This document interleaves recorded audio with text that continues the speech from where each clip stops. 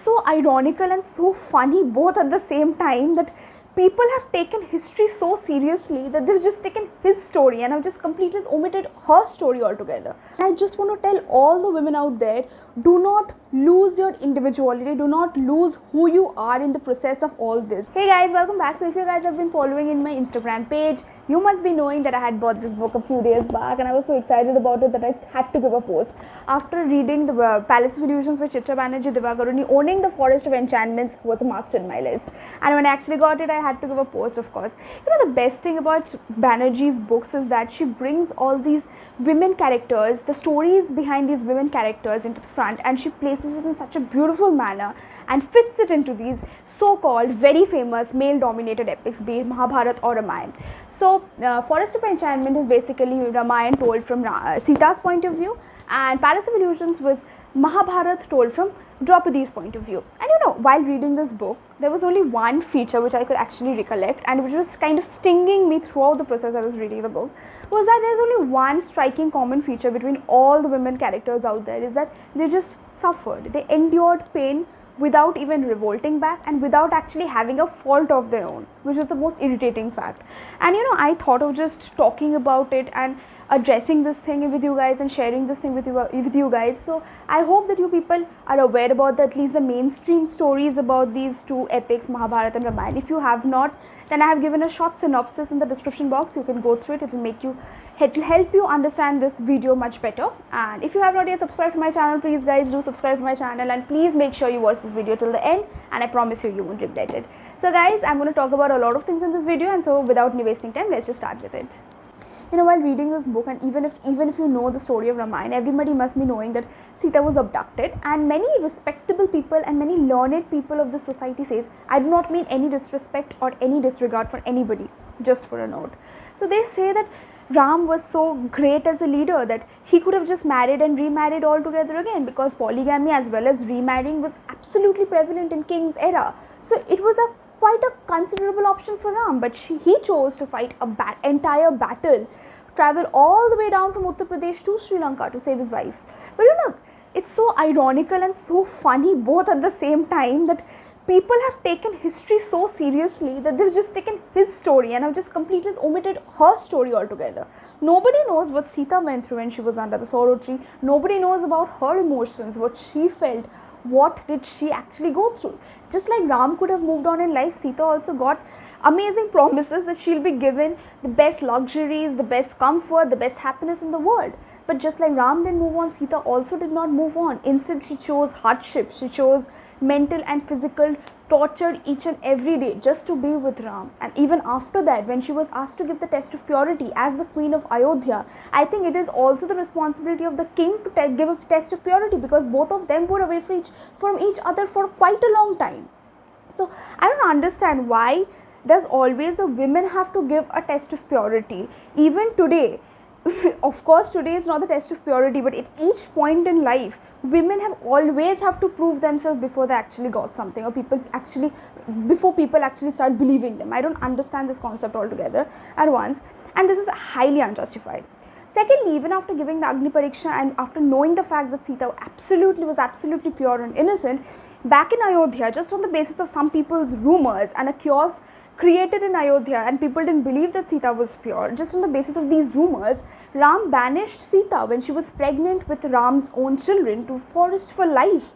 How is it even justified? I know as a leader, you should take care of your subjects, you should take care of your people, and it's an absolutely good thought over here that leaders should look after people before anything. Rising above personal ties is a big thing for a leader, but a leader should also know how to balance his personal life and professional life altogether. I think this situation could have been handled in a much better way than just banishing his wife for life. Then I might also say, what about the duties towards his wife, towards his children? What about that? I think it's highly unjustified. And after that, even after getting hurt, even after having a lot of anger and a lot of questions inside her, Sita never questioned Ram. Sita never actually went and confronted Ram, which was absolutely irritating fact for me. You know, these epics are so much valuable, so much rich in value and knowledge. Like, I think there is so much to gain from it. You don't know that whether these stories actually occurred in real life or not, but why do we read these stories? In order to learn something from it, right? And I think it's high time that it should change, it should revolutionize. I do not want any daughter, either of this country, anywhere in this world, any woman to know while they're growing up, or any children to know while they're growing up, that women are just meant to endure pain, just meant to tolerate things, and they cannot reprimand back because their birth has only taken place to serve their family. Do some responsibility towards the society, do make adjustments, because after marriage, which family you're going to, where you will end up, you never know.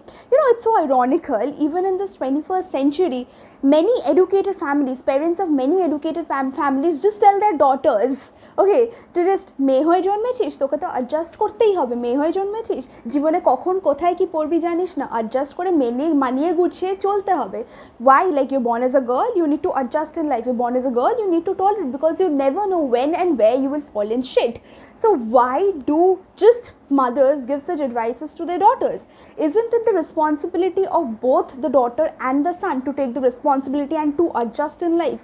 Why is it the only sole responsibility of women? And I just want to tell all the women out there, do not lose your individuality, do not lose who you are in the process of all this.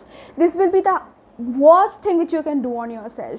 And talking about these epics, I know this is maybe just a speck in the entire system, just one little speck, but still, if it has intrigued me to some level, I think each and every person, there are many people who has been affected by this and got irritated by this fact. So it is not just me, maybe I'm the voice of all those people around. But yeah, it is high time, I think, at least if not revolutionize the entire story, the perspective from which these stories are set must be changed. There are so many things about these women characters. All you know about Sita is that she was the wife of Ram, and then she was kidnapped by Ravana, and then Ram saved her. And about Draupadi is that she is the wife of the 5 Pandavas, and then she was disrobed in the court of Hastinapur. But how many of you even know her contribution to this world? How many of you even know that her birth took place to mark the beginning of good and to mark the end of evil? All you know about the battle of Kurukshetra is that it's a fight between Pandavas and Kauravas, but there is so much more to these women characters, stories of these women characters.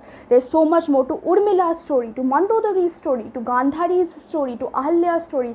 I don't know how many of you even heard of these names, but everybody of you heard of the names of Ravana, Laksman, and Duryodhan, Dhritarashtra, and all these. So why not the women characters? I think it's high time that these women characters should also be brought into the forefront along with the male characters. That is all I want to say in this video, and I hope, and I don't want to disregard anything or anybody or anybody's opinion. I don't think that my opinion will really make a difference in this world, but if each and everybody, I think it's as a conscious citizen, as a conscious human, it is the responsibility of each and everybody to come up front and take some responsibility to change the world. And this is just my opinion which I lay in front of you, and I think, and I want you people to like share this video as much as possible, because I think there is so much you can do to this world and so much you can contribute, and this is just one person out of the entire thing. So please guys, this is for the first time I'm telling, share my videos as much as possible, and also do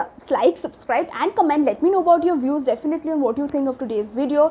Let's communicate and tell me where I'm going wrong, tell me what you like about this video and everything. Let's just communicate and let's just tell each other more about all these. And I'll be giving the stories in brief in the description box, so make sure to look into the description box. Don't forget to follow us on our social media site, little_thoughts1812 and shomita_18. You'll get all the links in the description box.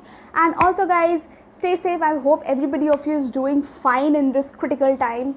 So guys, stay safe, stay happy, and I'll be back again soon with another video next week. Till then guys, bye bye.